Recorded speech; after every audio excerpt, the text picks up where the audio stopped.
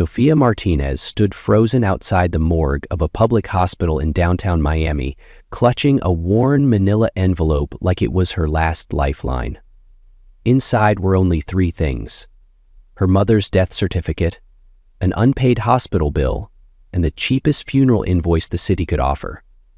All adding up to a number Sofia couldn't bear to think about: $20,000. $20,000 so that her mother, Ana Martinez, could rest with dignity. No fancy coffin, no lavish service, just a modest grave in a low-cost cemetery, the least her mother deserved after a lifetime of quiet sacrifice. But Sofia, a housekeeper at a luxury beachfront resort, had exactly $150 to her name. No family left to help, no friends with pockets deep enough, and the hospital had made it painfully clear: no money, no burial. Ana would be sent to a mass cremation facility, unclaimed, unmarked, like she had never been here at all. Sofia stepped out into the night as the sun vanished behind Miami's glittering skyline, neon lights flickering in her swollen, sleepless eyes. She still wore her uniform, a cream-colored apron that smelled of bleach, canvas shoes with worn-out soles from scrubbing floors, changing sheets, and cleaning up after wealthy guests who never once asked her name. Her feet drifted along the oceanfront boulevard, salt wind and pounding club music mixing with the hollow ache inside her chest.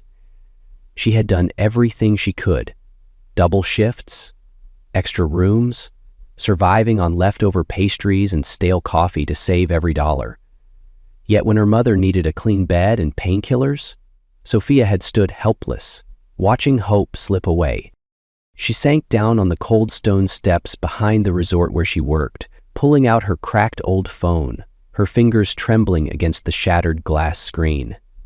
She thought of calling someone for help, but who would lend her $20,000? She had nothing to offer except her own body.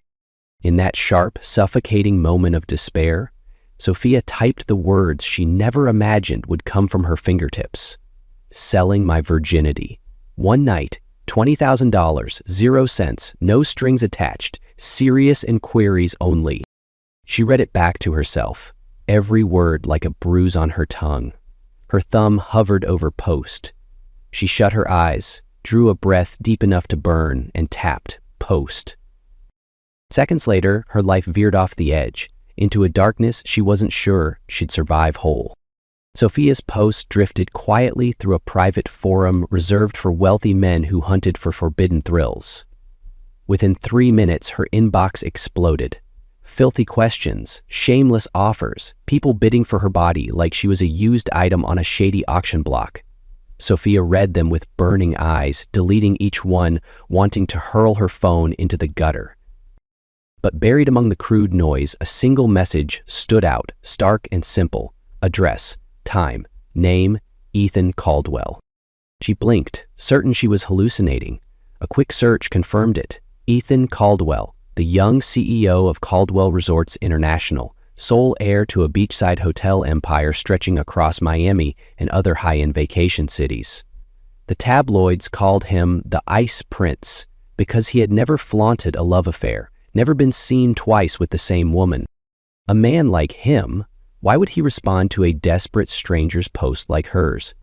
Panic coiled in her throat, but there was no way back now. The message included one more line: tomorrow night, 9 p.m., room 47A, Caldwell Oceanfront Suites. No attachments. She typed back a single word of confirmation, her fingers numb and rigid. When the screen flickered sent, Sofia leaned her head against the cold concrete wall behind her, feeling her ribs squeeze tighter than her lungs could bear. She refused to think. Not of her mother, not of herself, not of what she would lose tomorrow. There was only one thing left to protect. Ana would have a grave, not a furnace. The next morning, Sofia went to work as if tomorrow night she wasn't selling her soul to the devil. She changed linens for a wealthy honeymoon couple, scrubbed red wine from plush towels, polished grimy bathtubs under harsh fluorescent lights. Her wages for those aching hours could barely buy 2 cheap bouquets. But tomorrow night's transaction would pay for an entire funeral. When her shift ended, Sofia sat motionless in the locker room, staring at the secondhand black dress she'd rushed to buy. It didn't fit her bony shoulders and the seams were slightly crooked, but she couldn't spare another $1. Every penny had to go to her mother's burial plot.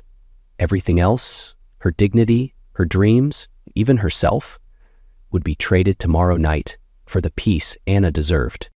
She hugged the dress to her chest, whispering to herself like a final prayer, "Mama, I'm sorry, but I promise I'm bringing you home." The night Sophia had dreaded arrived faster than she expected. Miami's heavy air smothered each breath she drew. Down below, the ocean hummed under the moonlight, the salt and breeze threading between towers of glass and marble, reminding her there was no way back. In front of her loomed the revolving glass doors of Caldwell Oceanfront Suites, a beacon of opulence she once swept floors for, hauled trash bags through, closed drapes in penthouses she'd never dare set foot in. Tonight, she would walk in through the front, not the service hallway. Her black dress hugged her shoulders too tight, the borrowed heels too loose, each click of her steps slicing at the thin layer of dignity she had left. The front desk clerk bowed politely, swiped her room card, asked nothing, though his eyes flicked just briefly to her swollen, tired eyes. Sophia lowered her gaze, palms cold and clammy against her thighs. The gold-plated elevator lifted her to the 47th floor, a sanctuary for the ultra-wealthy, where silence cost more than most earned in a year. Her heart drummed painfully against her ribs. Fingers trembling, she touched the handle of room 47A. Its door cracked just enough for invitation. It opened wider. Ethan Caldwell stood there, tall, broad, a white shirt rolled to his elbows, a half-empty whiskey glass dangling from his fingers. His ash-gray eyes were so cold, Sophia's neck prickled with goosebumps. He didn't speak. He simply stepped aside, wordless, allowing her inside. The suite spread before her. Plush velvet carpet, soft golden lamps, vast windows open to the restless sea. Sophia heard it all, the waves, the steady hum of the AC, the steady tick of a clock she could not see. Ethan set his glass down, pulled out his wallet, and methodically counted out crisp stacks of bills, lining them up neatly on the ebony table. Sophia stood frozen, her grip on her purse strap so tight her knuckles whitened. She stared at the money. Salvation and executioner in one pile. When he finished, Ethan's voice startled her. Low, even, "Are you afraid?" Sophia blinked. Words tangled uselessly in her throat. He studied her longer this time, like he was trying to see a real girl beneath this sordid arrangement. "Why?" he asked quietly. "Why do this?" She swallowed, mouth dry as sand. Her eyes flicked to the table, then the soft glow of the lamp. "Because of my mother," her voice cracked. "She's gone. I have no one. The hospital won't bury her if I don't pay. I have no other way." Ethan sat down on the edge of the armchair, fingers laced. He was silent so long she wondered if he'd stand up and tell her to leave. Then he asked softly, "What was she like?" A question so simple it cracked something in Sophia's chest. Words trickled out, a whisper carried on the hush of waves. Her mother was a seamstress, worked for pennies, her hands always swollen from needle pricks. A gentlewoman who never rested except to pray for Sophia's tomorrow. When she finished, she realized Ethan hadn't moved, his gray eyes no longer icy but distant, haunted by something unspoken. He murmured, "I had a mother too. She loved stages and lights more than me. My father treated me like a last name to keep clean. I stopped trusting anyone when I was a boy, even family." They fell silent. In that quiet, the ocean filled the space between them, binding two strangers through the ghost of mothers they'd both lost in different ways. At last, Ethan stood. He stepped closer, lifted a hand, brushed a stray hair from Sophia's damp forehead. The touch was so gentle she almost flinched. She shut her eyes. She did not want to see the man who had bought her for a night, yet bothered to ask about her mother.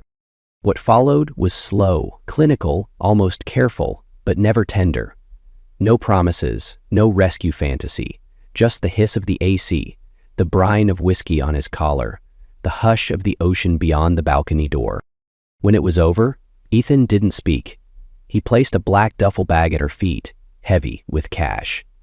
Sophia pulled her dress back over trembling shoulders, her knees nearly buckling under her. She murmured, "Thank you for not making me feel smaller than I already do."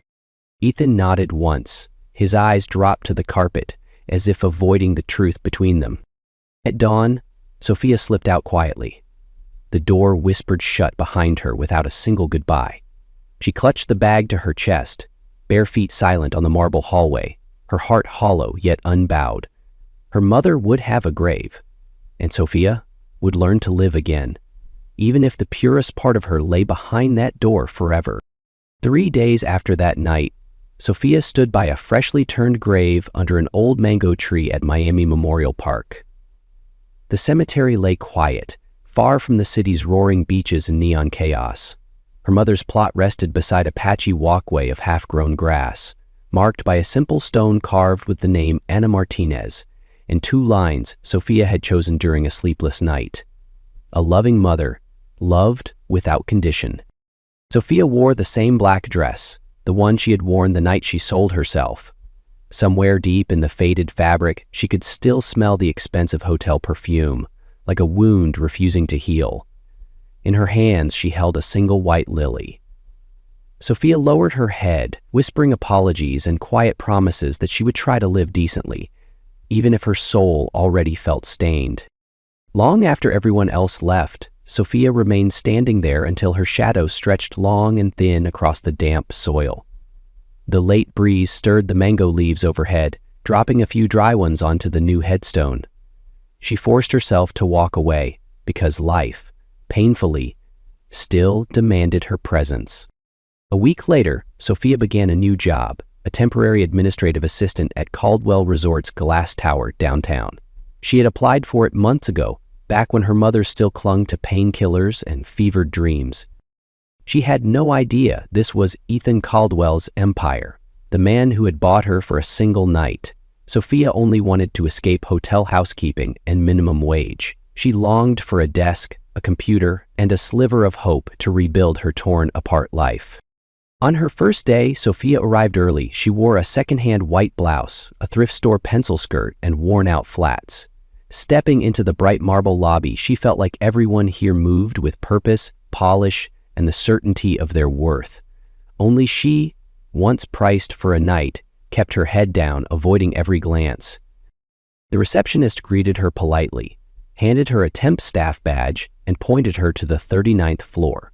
The office opened into neat rows of workstations, clean computers, and strangers with polite smiles but no curiosity. An HR manager named Chloe welcomed her with a soft handshake, passed her a folder, and guided her to a corner desk by the window. Sophia buried herself in spreadsheets and emails, refusing to look up or make small talk. She felt relief wash over her. If life could stay this simple, just numbers and polite tasks, maybe she would be safe. Safety, however, lasted only half a day. As she typed up her second report, a man's voice rose behind her, deep, unmistakable, slicing through the false calm she had wrapped around herself. "Ms. Martinez?" Her fingers froze above the keyboard. She turned slowly, her heartbeat pounding against her ribs when she met those same ash-gray eyes. The eyes that had once looked at her like a transaction, then let her go without a single promise. Ethan Caldwell stood less than 10 feet away, dressed in a gray suit, no tie, his face unreadable. Neither spoke first. The open-plan office seemed to hold its breath. Then Ethan nodded slightly at Chloe, who had just appeared behind Sophia's chair. "I'd like a word with her. Alone." Chloe hesitated, but then pointed to a small meeting room nearby. Sophia rose to her feet, her pulse drumming so loud she could barely breathe. As she passed Ethan, the subtle cedar scent on his suit cut through her lungs like ice, and she knew the night she thought she'd buried for good had come alive again, right in the middle of the new life she was fighting to build. The small meeting room door closed, sealing out curious stares and the hum of keyboard clicks beyond. Sophia leaned against the edge of the conference table, her hands clasped tightly together to stop them from trembling. Across from her, Ethan stood motionless, hands tucked in his pockets, his eyes cutting straight through every fragile wall she had built. He was the first to break the silence. "What are you doing here?" His voice wasn't raised, nor as icy as that night, but it carried a controlled tension that made her lungs shrink. Sophia squeezed her fingers together, lifted her chin, and answered, "I got this job through a temp agency. I didn't know this was your company until after I accepted." A flicker of doubt crossed Ethan's eyes, but it faded quickly, replaced by something harder to name, something like restrained frustration. "You should have turned it down." His words cut through her fragile calm like a blade slicing silk. She gave a bitter, unsteady laugh, but her back stayed straight. "Afraid it's inconvenient for you? I'm not here to cause trouble, Ethan. I need this job. I need to start over. And I'll do my work. Nothing more, nothing less." Ethan stared at her for so long, Sophia felt like he was peeling back every hidden shame inside her chest. At last he exhaled, his voice lowering, almost confessing. "This isn't about trouble, it's about context." Sophia clenched her fists so tight, her nails dug into her palms. "Then keep the context out of it. You don't owe me anything, and I don't want anything from you. Pretend I'm nobody. It'll be easier for both of us." It should have ended there. Sophia almost prayed he'd nod, open the door, and forget her, like he forgot a transaction paid in full. But his eyes stayed locked on hers, like he was looking at something he couldn't let himself reach for. Finally, he gave a single stiff nod, his tone flattening out. "Fine, I won't interfere." When Sophia returned to her desk, her hands still trembled. All afternoon, Ethan didn't speak to her again, but he was there, a quiet presence drifting through the hallway, brushing past her work area like a ghost she could not banish. Days passed slowly, suffocating in their quiet. Sophia did her tasks well. Data entry, filing, answering polite client emails, everything was perfectly normal, except for one detail that wasn't normal at all. Her old laptop was swapped for a brand new one, her chair replaced with an ergonomic upgrade, her software suddenly faster. Each time she asked HR, they only shrugged. Company-wide upgrade, but she knew better. No one else's desk had changed but hers. One Friday evening, long after most employees had left, Sophia stayed behind, finishing up a final report. She liked the office empty. No hallway glances, no chance encounters with Ethan's eyes. But tonight, the soft tread of leather shoes broke her fragile cocoon. Sophia looked up. There he stood, holding 2 cups of coffee, his shadow stretching long under the warm ceiling light. "I figured you're still surviving on cheap diner coffee," Ethan said, placing 1 cup gently on her desk. "This one's better." Sophia stared at the cup, then up at him, her voice quiet but steady. "You don't have to do this." Ethan only answered, voice soft like the ocean wind at night. "I know. I want to." He left before she could protest. The rich bitterness of the coffee mixed with the sterile chill of the AC, and Sophia felt all her careful boundaries shift just an inch, unsure if she still had the strength to hold them upright anymore. Since that night, everything began to shift. No declarations, no promises, just quiet gestures that made it impossible for Sophia to keep pretending she and Ethan were just boss and employee. He didn't call her into private meetings anymore, but every morning there was a fresh cup of coffee waiting on her desk, sometimes with a shortbread cookie wrapped neatly in a napkin. When she worked late, Ethan would appear in the lobby, asking softly, "May I give you a ride?" Never pressing, never touching unless she nodded. One evening, a sudden summer downpour caught her off guard. Sophia had no umbrella and was about to sprint to the bus stop when Ethan's sleek black car pulled up at the curb. He lowered the window, looking at her through the curtain of rain. "Get in, you'll be soaked." She hesitated, then opened the door, sliding in close to the window, trying to keep her distance. Ethan stayed silent the entire drive, glancing at her occasionally in the rear-view mirror. When she shivered from the cold, he shrugged off his coat and draped it over her shoulders before she could refuse. At the entrance of her aging rental apartment, she handed back the coat. He took it, his fingers brushing hers. Sophia looked up and found his eyes, no longer glacial like that first night, but like a tide swelling behind a fragile dam. Ethan spoke barely above a whisper, as if afraid his own words might shatter something delicate. "That night, I know why you did it, but you deserved a better choice." Sophia's throat tightened. She didn't answer, just nodded once, slowly, then stepped back and closed the door between them. From that night on, the thin line between them blurred with every excuse Ethan found to stop by her desk. A question about a report he already knew was flawless. A breakfast muffin left with her name on it. A cup of tea when she coughed in the winter draft. One quiet Saturday, he invited her to lunch at a small, family-run Italian bistro, away from prying eyes. Over the warmth of pasta and garlic bread, Ethan spoke about his mother, a woman who loved the spotlight more than family, leaving him to a father lost in lawsuits and extramarital affairs. Sophia didn't interrupt. When he fell silent, she reached across the table and gently touched the back of his hand. This time, Ethan didn't pull away. They never named what they were becoming. Sophia didn't dare. She kept reminding herself that Ethan Caldwell had never kept a woman in his life for long. She was just a scratch in his memory, something he would eventually forget. Yet every morning, when she found that hot cup of coffee on her desk, Sophia knew she was no longer strong enough to pretend none of this was happening. But the world outside never sleeps long enough to let two people hide forever. Secrets have a cruel way of finding the light.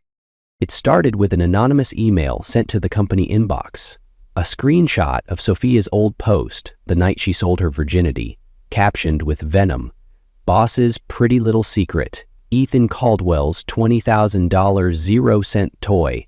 Rumors spread like wildfire across dry grass." Curious eyes began to follow Sophia into the elevator. Whispers floated through the break room and vanished whenever she entered. Sophia tried to steady herself. "It's just gossip. It will pass." But it didn't pass. It grew thick and choking, like smoke in her lungs. On a Monday morning, she opened her company email and found her own name in the subject line. FWD, Virgin for sale. $20,000 0-cents.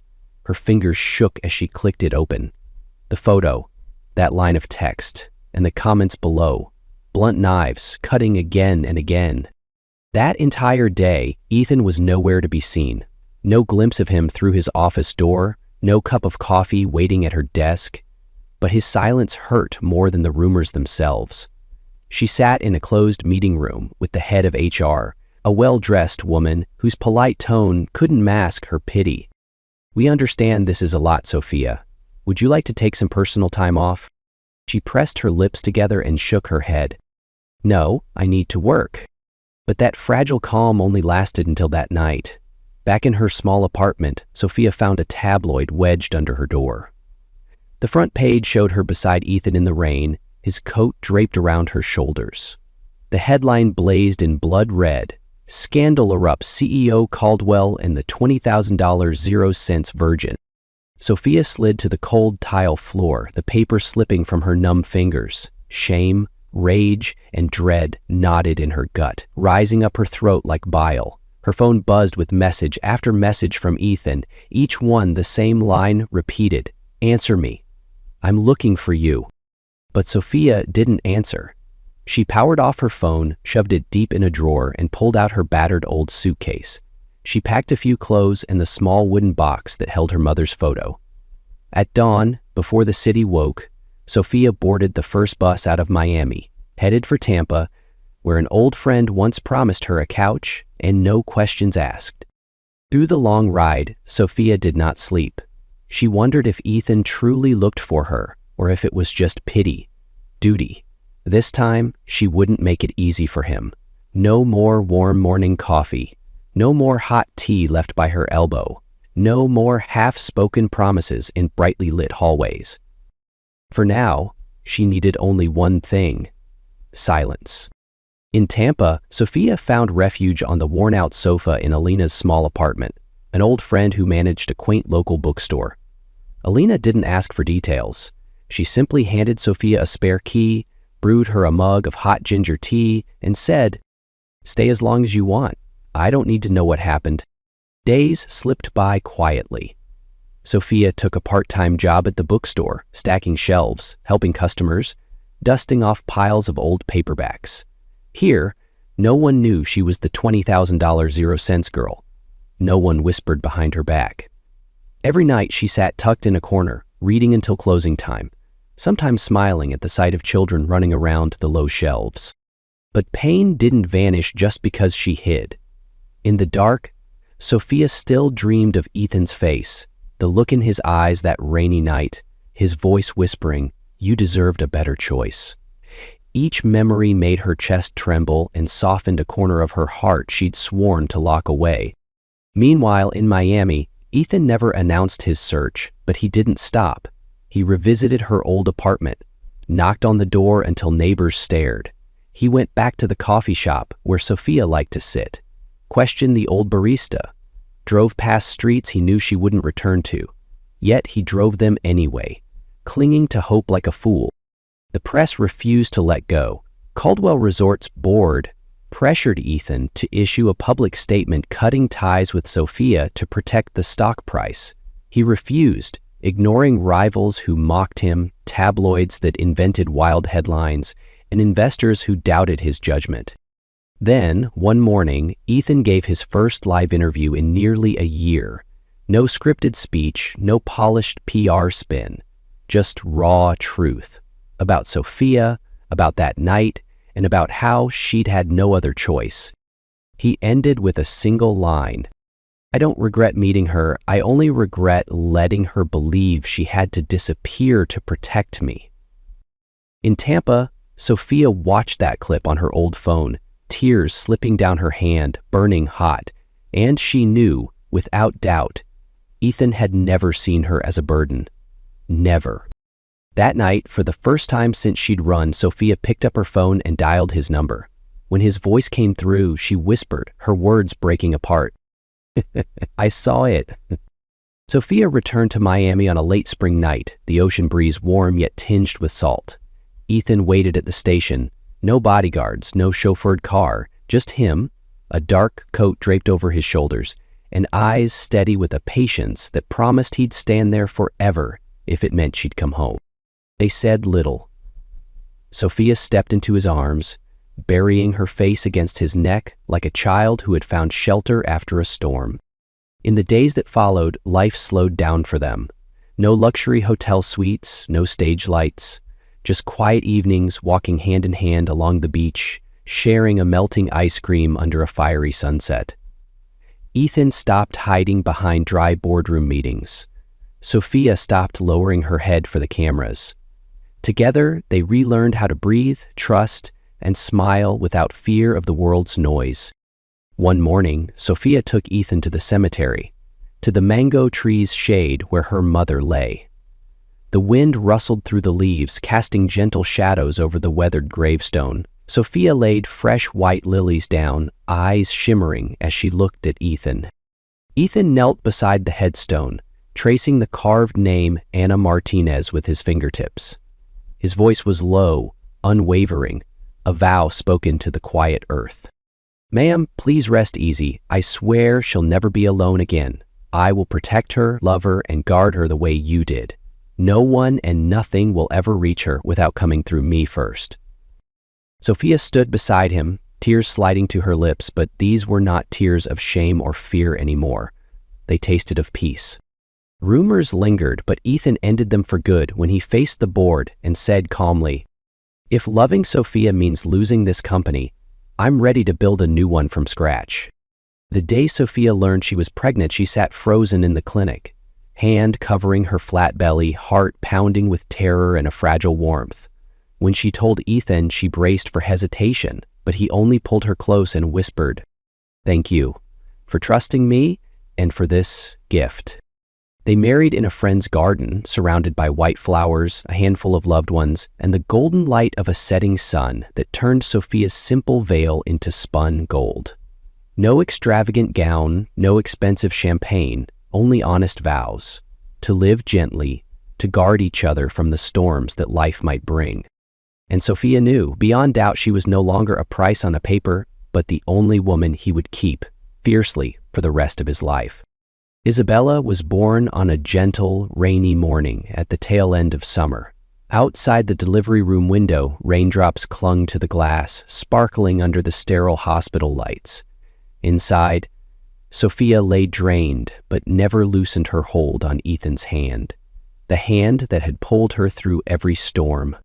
Isabella's first cry sliced through every last shred of fear. Sophia looked at their tiny daughter, resting safe and pink in Ethan's arms, and knew in her bones that every sacrifice had been worth it. Ethan wept, shoulders trembling as he pressed his lips to Sophia's forehead. His voice cracked with a gratitude too big for words. "You gave me a family, Sophia. You gave me everything I didn't know how to ask for. I love you." Life shifted completely in the days that followed. Together, Sophia and Ethan understood that the city had given them everything, love and wounds alike. But it was time to leave. They traded city towers for a small wooden house tucked among wildflowers and open skies, where nights brought cricket songs and mornings bloomed with fresh garden scents. From that little house, Ethan still ran Caldwell Resorts through video calls and occasional short trips to the city. But he no longer buried himself behind boardroom walls or left Sophia waiting in the dark. The company thrived, but now family came first. Sophia spent her days with Isabella, teaching her to pick wildflowers, laughing when her daughter came back covered in dirt from head to toe. Sometimes she planted tomatoes behind the house, while Ethan called out reports on quarterly profits from the porch. He would pause mid-sentence, just to watch Isabella squeal as she splashed barefoot through the garden hose spray. In this small town, neighbors didn't care about the past. Here, Sophia wasn't the $20,000 0-cents girl from scandalous headlines. She was Sophia Caldwell, a devoted mother, a steadfast wife, the gentle heart that made the house a true home. One late afternoon, after Isabella drifted off to sleep in her own room, Sophia sat with Ethan on the porch.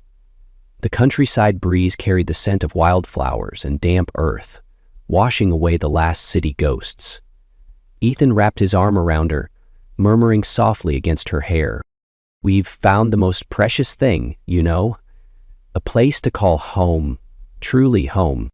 Sophia closed her eyes, her fingers interlocking with his. In her chest, the old scars still rested, but now they were just reminders that true love, when real, could heal every wound. Isabella, Sophia, and Ethan. 3 souls, 1 roof, and a peace they had fought for, tooth and nail, and earned with every ounce of their trust and courage.